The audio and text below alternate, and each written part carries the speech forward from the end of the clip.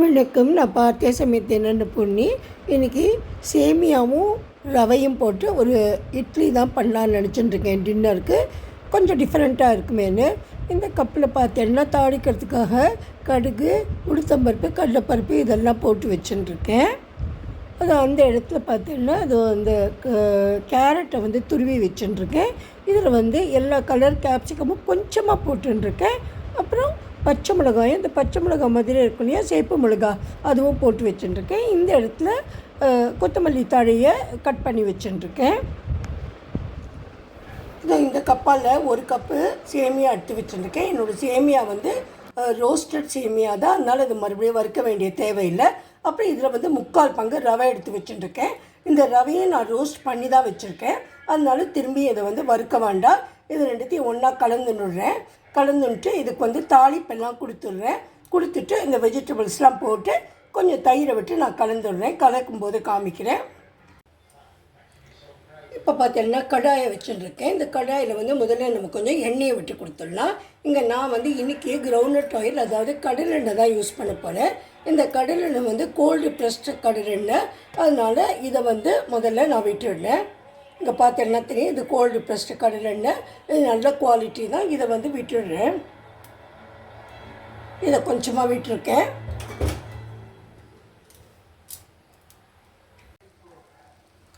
நான் கடுகெல்லாம் போட்டு அதெல்லாம் நல்லா வெடிச்சப்புறமா அந்த வெஜிடபிள்ஸையும் போட்டு வதக்கிட்டு அது கூடிய இந்த சேமியாவையும் அந்த ரவையும் போட்டுட்டு கொஞ்சம் சூடு ஆறி எடுத்து இதில் இந்த 2 ஸ்பூன் தயிர் எடுத்து வச்சுட்டுருக்கேன். அதையும் இதில் கொட்டிட்டு கொஞ்சம் தண்ணியை விட்டு இந்த கப்புலேயே நம்ம தண்ணி விட்டு வச்சுக்கலாம். உப்பையும் போட்டு இது கொஞ்சம் ரெஸ்ட் பண்ணுறதுக்கு ஒரு 10 மினிட்ஸ் வச்சிடலாம். இப்போ நம்ம ஊற வச்ச இந்த சேமியாவும் ரவையும் தயிர் போட்டோம் இல்லையா, அது நல்லா ஊறின்ருக்கு. இதை தட்டை போட்டு நம்ம மூடி வச்சிடலாம். அதுக்கப்புறம் நான் இன்றைக்கி ஒரு குருமா மாதிரி ஒன்று பண்ணலாம், எல்லாம் மிக்சட் வெஜிடபிள்ஸாக அப்படின்னு சொல்லி நினச்சிட்டுருக்கேன். அதுக்கு இங்கே என்னெல்லாம் வச்சுருக்கேன்னு காமிக்கிறேன். இங்கே பார்த்தீங்கன்னா நான் 4 உருளைக்கிழங்கு வேக வச்சுருந்தேன். அதில் 2 பெரிய உருளைக்கிழங்கை கையால் மசிச்சு வச்சுட்டுருக்கேன். இங்கே 2 ஆனியனும் 2 தக்காளியும் வச்சுட்டுருக்கேன். இதை அலம்பி தான் வச்சுட்டுருக்கேன். இதை கட் பண்ணிவிட்டு மிக்சியில் கொஞ்சம் கூழாக அரைச்சிக்கிறேன். அதுக்கப்புறம் இங்கே தேங்காயும் சோம்பும் வச்சுட்டுருக்கேன். கொஞ்சமாக தான் தேங்காய் போட்டேன். இதுவும் அரைக்கணும். இதுவும் அது கூட இங்கே கேஷ்யூ நட்ஸ் இருக்குது. பார்த்தீங்கன்னா தெரியும், இதை பாருங்க, நிறைய கேஷ்யூ நட்ஸ் போட்டிருக்கேன். அது கூட கொஞ்சம் கசகசாவும் ஊற வச்சுருக்கேன். இதையும் இது ரெண்டுத்தையும் ஒன்றா சேர்த்து அரைச்சிடலாம். கொஞ்சம் தண்ணீரை ஊற வச்சுருக்கேன், அப்போ தான் அது நல்லா அரைப்படும்னு. இப்போது நான் கடாயை வச்சு இதில் முதல்ல கொஞ்சம் ஜீரகத்தை போட்டு தாளிச்சுட்டு இதெல்லாம் அரைச்சின்னு அந்த மசாலாலாம் போட்டு இலக்கிடலாம்.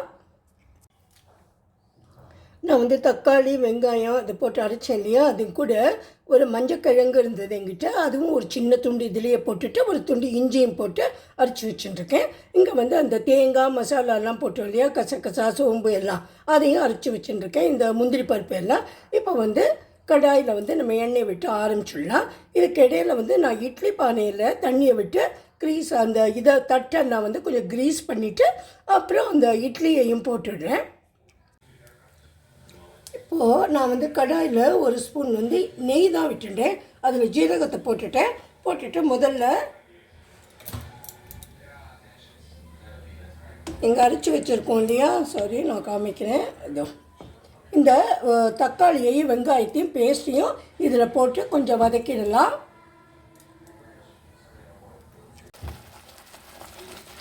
அந்த பேஸ்ட்டை நான் இதில் போட்டிருக்கேன். இது நல்லா வதங்கட்டும். கொஞ்சம் அந்த பச்சை வாசனை போகிற வரைக்கும் அது வதங்கட்டும். இங்கே பார்த்தீங்கன்னா இந்த உருளைக்கிழங்கை நான் எடுத்து வச்சுருக்கேன். இது கொஞ்சம் வதங்கின அப்புறமா இந்த உருளைக்கிழங்கை இது கூட போட்டு கொடுத்துட்றேன். இப்போ நம்ம பேஸ்ட் நல்லா வேந்துட்டு இந்த தக்காளியும் வெங்காயமும் போட்டது. இப்போ உருளைக்கிழங்கு இதில் போட்டுடலாம். இப்போ கொஞ்சமாக இந்த தண்ணியை விட்டு வச்சுருக்கேன். அப்புறம் அந்த இதுவும் போட்டிருக்கேன், நான் பட்டாணியும் இதில் போட்டிருக்கேன். இது நம்ம பாபாஜிக்கெலாம் பண்ணுற மாதிரி ஒரேடியாக மசிக்க வேண்டாம். ஆனால் கொஞ்சம் அது கட்டையாக இருந்தாலும் நல்லா இருக்காது. அதனால ஓரளவு தண்ணி விட்டு இந்த நம்ம மசிச்சு ஓரளவு மசிச்சு போட்டிருக்கோம் இல்லையா அந்த உருளைக்கிழங்கு, அதெல்லாம் கொஞ்சம் நல்லா சேரட்டும் ஒன்றா. இது வந்து கொஞ்சம் நம்ம போட்ட வெஜிடபிள்ஸ் எல்லாம் நல்லா ஒன்றா சேர்ந்து குழையிறது. இங்கே வந்து நான் தனியா பவுடரும் மிளகா பொடியும் போட்டு தண்ணியில் கரைச்சி வச்சுருக்கேன். தண்ணியில் கரைச்சாக்கா நம்மளுக்கு வந்து சமமாக அது பரவிடும் ஒன்று. அதுக்கப்புறம் இங்கே வந்து ஆற்றுலேருந்து நான் எடுத்த கொஞ்சம் அந்த பால் ஏடு இருக்கு இல்லையா, அதையும் எடுத்து வச்சுருக்கேன். இது வந்து நம்ம அந்த முந்திரி பருப்பு தேங்காயெலாம் அரைச்சது. முதல்ல இதை போட்டுடலாம். இதை போட்டுட்டு உப்பை போட்டுட்டு அதுக்கப்புறமா இதோ இந்த மசாலாவை நான் போட்டுடுறேன். லாஸ்ட்டாக நம்ம வந்து இந்த மலாயை போட்டுக்கலாம். அதுக்கு இதோ இப்போ வந்து நான் இதோ இந்த இது இருக்கு இல்லையா, இதை வந்து இதில் கொட்டிட போகிறேன்.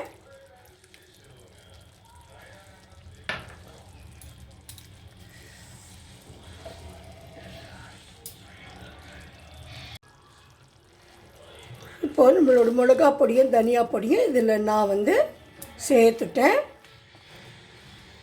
அது நெக்ஸ்ட்டு வந்து கொஞ்சம் ஒரு 2 மினிட்ஸ் ஆகட்டும். அதுக்கப்புறமா நம்ம தேங்காய் அரைச்சி வச்சுருக்கோம் இல்லையா, அதையும் இது கூட போட்டுடலாம். நம்ம கரம் மசாலா வந்து கடைசியாக போட்டுக்கலாம்.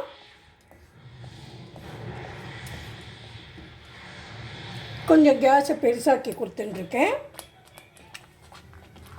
இப்போ வந்து இதோ இந்த நம்ம அரைச்ச இந்த தேங்காய் இருக்கு இல்லையா, அதையும் போட்டுட்டோன்னே இதில் கொஞ்சம் தண்ணி விட்டு நம்ம அதில் விட்டுக்கலாம். இது இங்கே இருக்கிறது வந்து சப்ஜி மசாலாவும் கரம் மசாலாவும் சேர்ந்தது. நான் கேஸை நிறுத்திட்டேன். இப்போ வந்து இது அதில் ஆட் பண்ணிடுறேன். நம்ம இந்த மலாய் இருக்கு இல்லையா, அது லாஸ்ட்டாக நம்ம ஆட் பண்ணிக்கலாம்.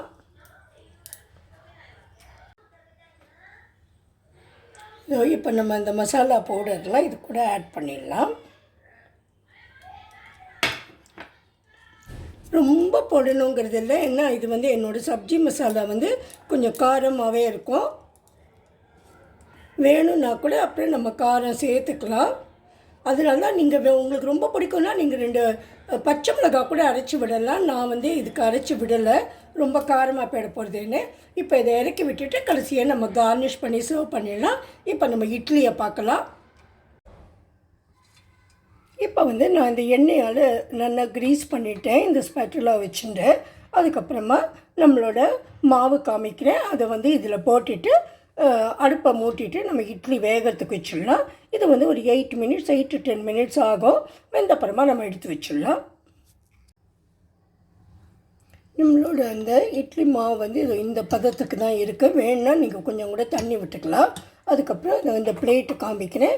இதில் வந்து மேலே வந்து கொஞ்சம் முதல்ல கேரட்டும் அந்த கொத்தமல்லியும் தூவிட்டு அதுக்கு மேலே இந்த மாவை போட்டு நம்ம வேக வச்சிடலாம். அப்போ நம்ம இது திருப்பி எடுக்கும்போது கொஞ்சம் கலர்ஃபுல்லாக தெரியும். உங்களுக்கு வேணும்னா நீங்கள் கொஞ்சம் குக்கிங் சோடா போட்டுக்கலாம். அது வந்து நல்லா பொந்தி வரும். இது கொஞ்சம் அவ்வளோ தூரம் பொந்தாது. இருந்தாலும் எனக்கு வந்து அதெல்லாம் போடுறதுக்கு பயம், வயிற்றுக்கு ஆகுமா ஆகாதான்னு, அதனால நான் அதெல்லாம் போடலை. உங்களுக்கு வேணும்னா நீங்கள் ஒரு சிட்டிக்கு ஆட் பண்ணிக்கோங்க. இப்போ நம்ம இட்லியே ரெடி ஆகிடுத்து. இதுவும் நல்லா வெந்து தான் நல்லாவே வந்திருக்கு. இப்போ நான் எல்லாத்தையும் பிளேட்டிங் பண்ணியிருக்கேன். இங்கே வந்து அந்த வெஜிடபிள் குருமாவும் வச்சுருக்கேன். இதில் வந்து ஆனியன் ரிங்ஸ் வச்சுருக்கேன். அப்புறம் வந்து கொஞ்சம் பட்டர் போட்டிருக்கேன். அந்த பட்டரை கொஞ்சம் ஒரு 4-5 பீஸாக கட் பண்ணி நடுவில் போட்டிருக்கேன். அப்புறம் நம்மளுக்கு வந்து அது க்ரீமியாக இருக்கணும் அப்படிங்கிறதுனால இந்த மலாயும் நான் போட்டிருக்கேன். ஸோ இதுக்கு வந்து நல்ல ஒரு க்ரீமியாக ரொம்ப ஜோராக இருக்கும். இது ஒரு சின்ன எலுமிச்சம்பழ துண்டு வச்சுருக்கேன். வேணும்னா புழிஞ்சுப்பா. இங்கே வந்து நம்ம இட்லியும் நன்னாவே வெந்துடுத்து. நான் வந்து ஒன்று கொஞ்சம் கட் பண்ணி பார்த்தேன். நடுவில் வந்து நல்லா வெந்திருந்தது, நல்ல டேஸ்ட்டாக இருந்தது. இதுதான் இன்றைக்கி எங்கள் அக்கா dinner. Hope you all will like my video. If you like my video, please subscribe to my channel and support me. Thanks a lot for supporting. அப்புறம் வந்து உங்களுக்கு பிடிச்சதுன்னா லைக் பண்ணுங்க. Thank you.